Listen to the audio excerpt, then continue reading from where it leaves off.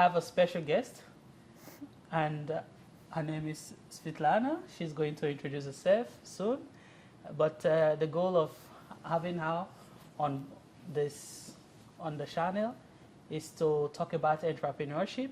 She is an entrepreneur, and like I promised, when talking about my personal branding, I'm going to bring other entrepreneurs, both experienced, aspiring, and people who are still in the journey, to talk about their experience, to tell their story, and through these stories, these unique stories, we will all learn about entrepreneurship and how to succeed and progress as entrepreneurs. So today I have the privilege of having Svitlana to come talk to us about entrepreneurship and her experience. So please, Svitlana, introduce yourself and tell us what it is that you're doing and how you came to be doing what you're doing today. My name is Lana. I am from Ukraine. I've been living in Norway for about 5 years now, so I moved before the war started. I moved because I was doing a master's in business development and finance. And during my master's program, I was supposed to write a master thesis, as you do. And then we got two choices, either writing about consulting world or writing about the music industry. So we were like, consulting, that's not that exciting. We didn't know anything about the music industry, how it worked. Only knew like Apple Music, Spotify, because that's where we consumed music. So we were like, yeah, music industry it is. So during writing the master thesis, we found so many problems in the music industry that could be solved with tech. So that's what we decided to focus on. And then I wanted to continue this journey, like exploring the music industry. And so, yeah, that's where I am right now. So with Nexro, I am a founder and CEO of Nexro. We are predicting music artists' careers and then recommending actions for the artists and their teams on how to accelerate their career growth. So it's essentially maximizing the growth by optimizing everything else. And it can be anything from release dates, geographies or cities, target audiences, social media, etc. Okay. That's a very interesting journey from a master's thesis to having a startup and now going into, especially in a space that you didn't know anything about before. Yeah. And now you are building a startup. And as I understand, you have customers today. Yeah, we do. We launched last week. And now we have 13 paying customers, which is very exciting. That's cool. Yeah, it's been about 2 years of development. We started with something completely different. So the topic of my thesis was the business model innovation of the music industry. So what we wanted to do was bring blockchain into music with like figuring out the royalty splits and whatnot. But then we quickly understood that that's not a very, it is an exciting part of the music industry, but it isn't something that people really care about, or the artists, because we wanted to be able to sell the royalties as kind of an open exchange and whatever. People didn't really want to do that. And then a small part of that was actually to predict the artists' careers, to understand what would be the future value of those royalties. And then that's what people were mostly drawn to. Like they were like, oh, explain this to me. And so, yeah, that's kind of how we pivoted and stayed. And so from then, it's been 2 years of development and like trying to nail the model, trying to understand, like, do we need AI? Do we not need AI or ML or whatever? So, yeah, so now that's what we've been doing. And yeah. That's interesting. So from blockchain to now the question of do we need AI or not? And who are your customers in Nexro? Who are the typical customers of your startup? So I would say it's either independent artists that aren't signed to a label, that are fully DIY or independent and trying to get to the next levels. or managers of the artists that are already on a certain like better level of like listenership and streams and whatever. And then, so those two, like managers and DIY or independent artists are our kind of main customers right now. But then we do know that the labels also need a solution like ours. And so we're slowly trying to understand what exactly they would need. So we're trying to do some projects or kind of more like a pilot or something. Yeah, kind of like that. Yeah, like a pilot project with some labels. Okay, I'm actually considering releasing my single someday. Okay. To traumatize people. So can I be your customer? So yeah, of course, of course. You know, my favorite question when people ask me when I first tell them what I do, they ask, okay, but can I sing to you and then you will tell me my career? That's another level. And unfortunately, it's not how Nexro works right now. Yeah. But I've gotten this question so many times already that maybe someday. that would be interesting. You just sing and then it tells you. That would be cool. I mean, it's possible, technically speaking. Yeah, who knows? Yeah, we'll see. Now, I can be your first. Can I try now? You can tell me if I will be successful.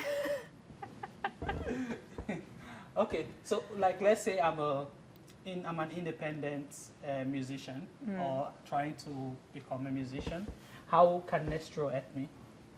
Yeah, so let's say you are already a musician, so you have some songs out there distributed to Spotify, Apple Music, Deezer, etc., Tidal, and any other DSPs, which are the streaming platforms.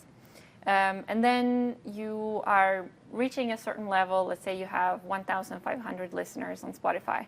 So you can come to Nexro and then we actually go through all the data that you have that is publicly available. And then we take this data, compare it, and do a lot of different analytics on this data to understand not only what is the current audience, but what can be your target audience or potential audience, to understand when you should release, what should be your ideal release timeline, what should be the cities that you potentially can focus on, either in your like home market or local market or somewhere else. It will be like overarching social media strategy and more even deeper insights into what exactly you should post on different platforms that we know algorithmically will help you drive the listening on different streaming platforms. So basically we're not focusing on bringing more likes or more engagement to your Instagram, for example, but we are focusing on bringing more listeners from your Instagram towards streaming. Okay, that's because it sounds like you take care of the how will I say, the nitty gritty of things, so the artist can focus on the creativity of the music. Yeah, exactly. So there are companies that are within AI space that are trying to replicate the artist's creative work, and we are not doing that. I don't think that is what algorithms are here to do. What algorithms are, in my opinion, supposed to do is what we don't want to do, basically. Is dealing with the like thousands or millions of rows of data, is understanding the trends, is figuring out, okay, how can you use these trends, or comparing yourself to like 1,000 other artists and like creating a strategy that best works for you, and then the artist can actually make music and focus on what they want and what they believe in. Yeah, actually, I can somehow relate to it, because now I'm trying to build my personal brand, and then I'm trying to, where should I post content on Instagram or Facebook, or how is this content doing? I don't really want to be I don't have time to be doing that, right? I rather focus on thinking, oh, what kind of content should I create? So if I could have a solution that helps me aggregate all this data and help me make sense of it, and not just that give me action plans that could take me to the next level, I think that is more than welcome solution. It's absolutely needed. So let's talk about your journey as an entrepreneur. So because like they say, startup is hard, right? So what do you have to say regarding that aspect of being an entrepreneur? Yeah, when I always wanted to be an entrepreneur or founder or whatever. I always thought that that's what I want to do, and that's where I belong. Never knew what I wanted to, what exactly. I didn't think I was going to be in the music industry, to be honest. And then I always kind of romanticized this world, because I thought, oh, you are your own boss. You can do exactly what you want to do. You can do so much more than in a typical corporate job. But I realized that it's not so easy, unfortunately. I wish it was, but it is really hard, and you definitely need both internal and external motivators to keep you going. You need, as a founder, you need really good system to deal with stress, and whenever shit hits the fan, you need to figure it out. You can't just be like, oh, I don't know what I'm doing, I'll just quit. That's not, I mean, it's an option, but it's not the best option. Yeah.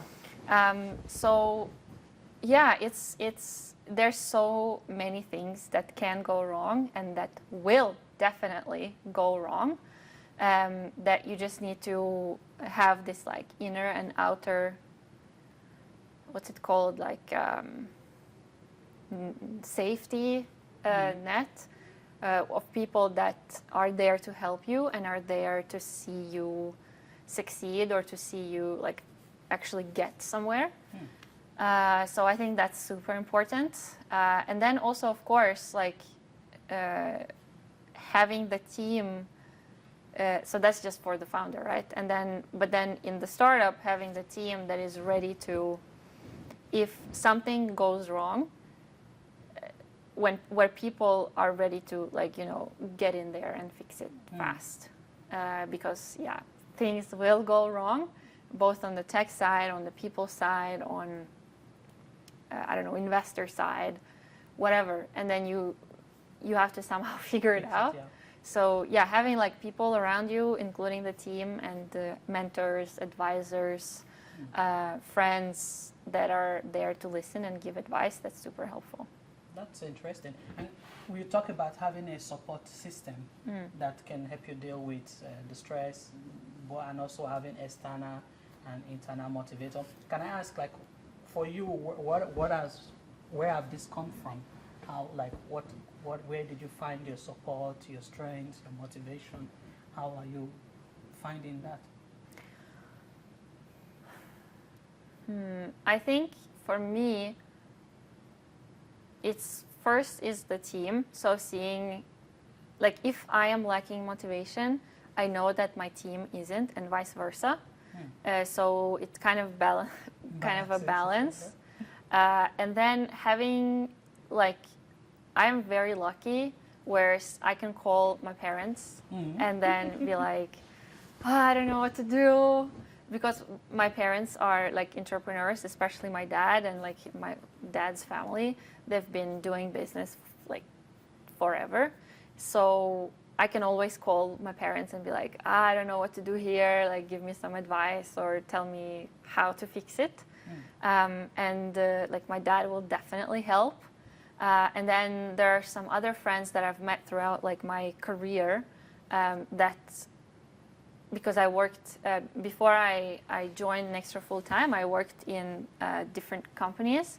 And in this company, Finance Innovation, I've met incredible people that I know are there to if I need to talk to any one of them, I can be like, I don't know what to do. So That's cool. I really appreciate it.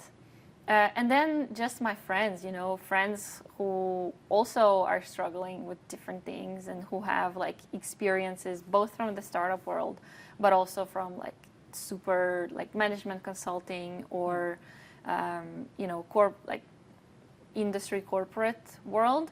That's super helpful. Like for example, like dealing with HR or management of people. Like I've never had any courses about that, and I do think it's super important for universities to focus on that. But I never did and never thought it was important. So now I'm struggling with that. But my friends who are in like positions where they have teams or they've been through kind of the steps in the corporate world, they can help. They can be like, oh yeah, that you can give feedback like this and not like that, or so it's Cool. different things. Yeah, so it's very interesting and also very eye-opening, the role that support system can play in not just support system within the industry or within your team, but also outside your team, that they can play a very good support, good role in helping you to succeed as an entrepreneur. So can I ask, like, what are some of the struggles you've experienced or challenges you've experienced so far in your journey with Nexro? Where do I start? Oh, I think, okay. Let me think. Which one should I choose?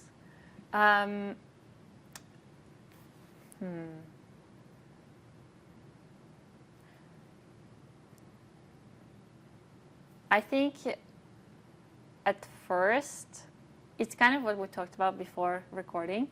At first, I thought that development and all these processes take way less time than it does in reality.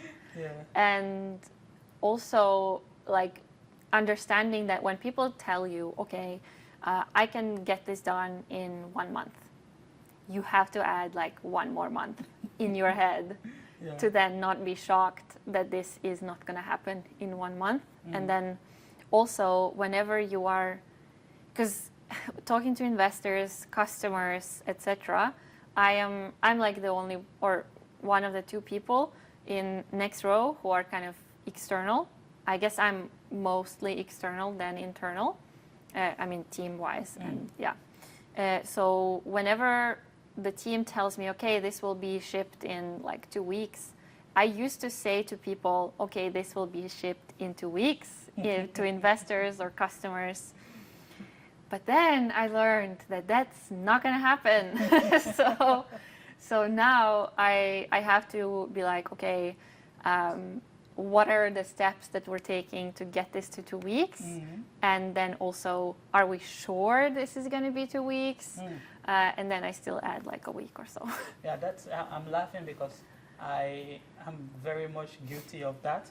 And I always say that I'm able to empathize with the future CTO because I'm been in that position whereby I would say to the customer, yeah, in 2 weeks' time, this aspect will be ready. And then I will work on it from morning to night, 6 o'clock to 10 o'clock, writing code, and then 2 weeks come, we're still not even close. If someone else was telling me that, and then it wasn't happening, then I would feel like, oh, maybe the person is incompetent. Maybe it's just that, but now I'm the one on the other side, so I can really see that, oh, I really worked on this, and I was really trying to reach it. So it got to the point where I started laughing at myself. When anyone asked me, so when are you live? Like, oh no, I don't want to even say any date anymore because it's like, yeah. So that aspect of things not happening when you think they are going to happen, that's also something that I've come to learn. Also, in the process as well. Yeah, so. Yeah. But then for me, it's like, because I am not very technical. For me, I guess the most important thing within a team is to be able to trust the team members. And so now it's like whenever I ask, okay, when is this going to be ready? I have communicated this, and they know that if I'm asking, then it's kind of important. And so then they also have learned to be like, okay, maybe we'll add a bit more time here. So it's kind of like a balance of promising and getting there. But recently, I think we've kind of managed to find the balance of what we're promising and what we're delivering. So I hope that we can stay like this. But I mean, I think it's normal, and it will happen that you miss a deadline. And I mean, no one dies, so it's fine. One way I tried to comfort myself was, even Tesla, they miss several deadlines. Yeah, I mean, Apple misses deadlines, Tesla, Even his. what's that called? Microsoft, etc. So, I mean... Who are we not to miss deadlines? But then on the other hand, though, is everyone knows who these companies are, and we don't really have a reputation like Bill Gates. So we can't be like, oh yeah, whatever, we're gonna do it.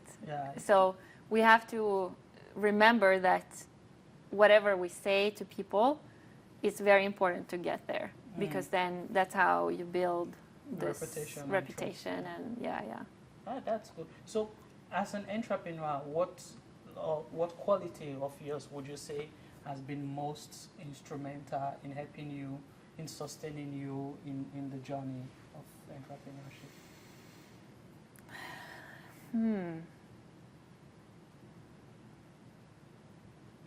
I guess something that jumps to mind immediately is that even though, because entrepreneurship is kind of a swing set. The lows are low and the highs are high, and the lows feel worse than the high. Oh, yeah, obviously, but you feel them more than you feel the highs. But I guess what I'm appreciative of in myself is that I can go out of the low pretty fast. Like maybe if something horrible happens, of course, like maybe it will take me like, I don't know, a couple of days. But usually it's like maybe an hour or two, and then I'm fine. That's been amazing for me. And then I guess recently, that's something I wanted to say as well. Before, it was very hard for me to ask for help from different people. Like my friends and the network that I was telling you about before. And so it was like impossible for me to be like, oh, please, like I need help with this. I have no idea what I'm doing. Before I would have been just like, I don't know, ask Google or ChatGPT or whatever. But now it's like, it's easier for me to ask for help because I know that people are there and can actually help. So yeah, that's another thing that I kind of learned how to do, to ask for help, and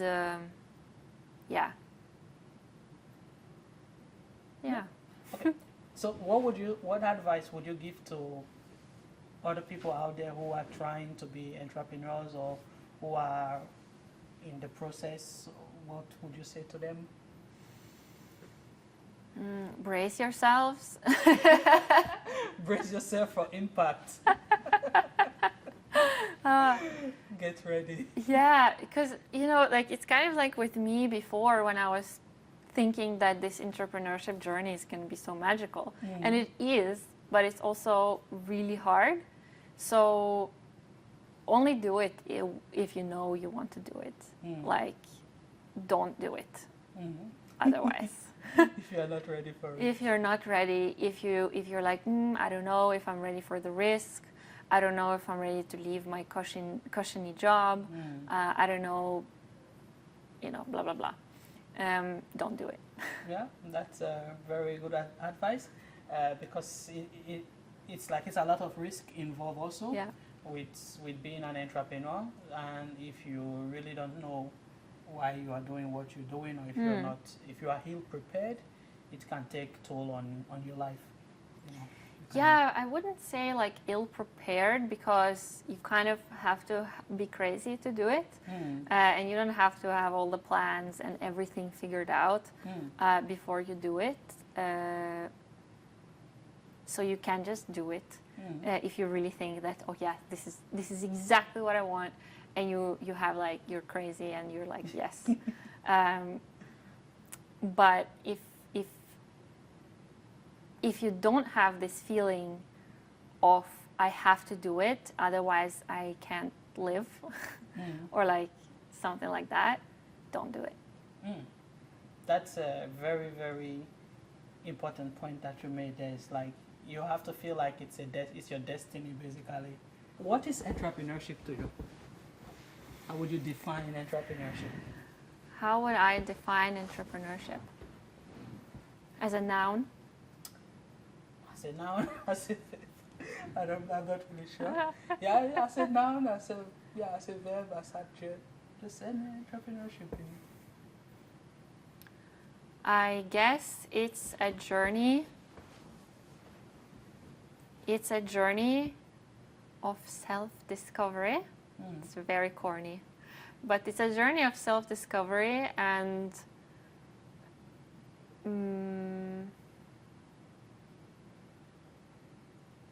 I guess it's kind of both self-discovery and discovery of the world, where you get to experience so many different things, especially as a founder. You wear so many different hats as a founder. You have to be good at marketing, you have to be good at HR, you have to know accounting, you have to have a good creativity to come up with new solutions. Like so many different things. Good at sales, good at, people management, good at the industry itself where you're operating, good at networking. Yeah, so many different things. And then you understand yourself so much more, but again, you understand the world so much more as well.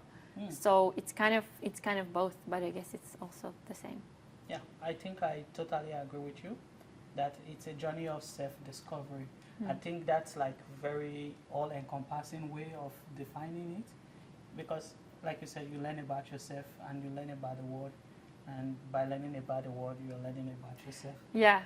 So that's what I mean. It's kind of different, but it's the same. Yeah. So that's absolutely true. What about personal branding? What's your take on personal branding and entrepreneurship and startup? What's your take on that? Yeah, I think it's important for the founders and the employees to really think about this topic.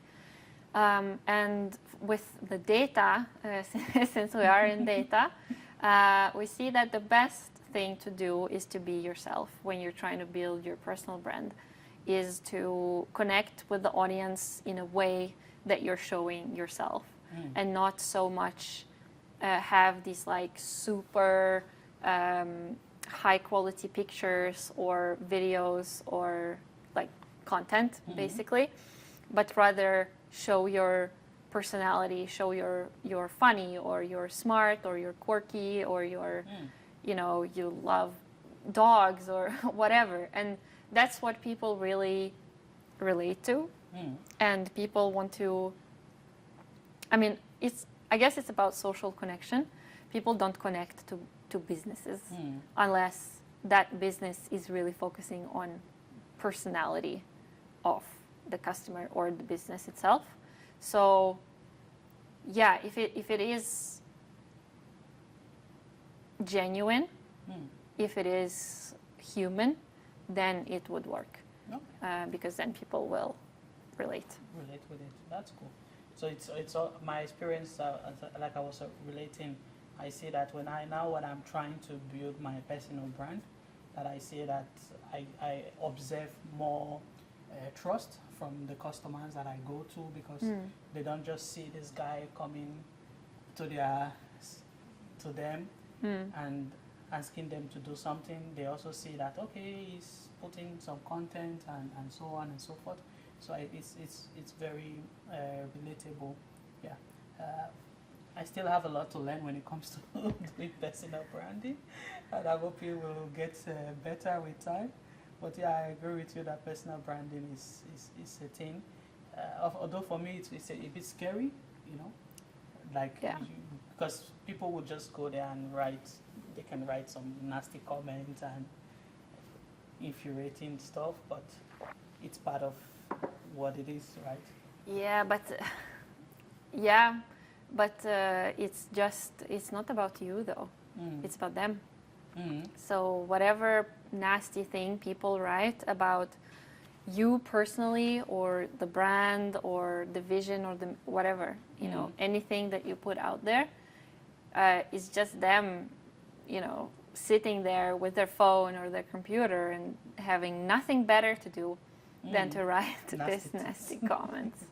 So I feel very sorry for these types of people. Yeah, actually, that's true. They should be met with empathy. Yeah. And yeah, hopefully they find solace.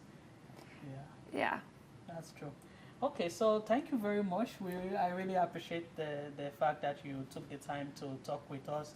We've learned about Nexro and your journey, and from my own perspective, I think it's a journey of persistence. It's a journey of discovery, willingness to learn, go into a space, and it's also a journey of audacity. It's audacious, you know, to think the like audacity. yeah, you have the audacity to go into an industry that you know nothing about and try to build a solution about it. That's bold. Thank you. Yeah. I hope I know more than I used to when I was writing my master thesis. Now, like 3-ish years later. But yeah, thank you. Thank you so much for your time as well. Yeah, it's nice, and boldness is needed. Yes. For you to be an entrepreneur, you got to be bold, you got to be audacious, you got to be willing to take the risk and learn as you go, discover yourself, discover the world around you, and that's the beauty of entrepreneurship, as we've seen from Svitlana today. And yeah, thank you once again for the time, and we'll be following Nexro. If you go to Nexro, where can we learn about Nexro, by the way? You can follow us on LinkedIn, Instagram, TikTok. Yeah, and you can follow me on LinkedIn as well. I don't really post anywhere else yet. And Nexro, you have is it nexro.ai or nexro.com? It's a Nexro, Nexro.io. Okay, .io. Okay, so you can check them out on Nexro, on Instagram, on LinkedIn, and also follow Svitlana also on these places. Yeah, well, you can also reach out to me on my email. It's lana@nexro.io. Yeah, that's good. Thank you very much. Thank you so much. Appreciate it. Yeah, appreciate it. Thank you.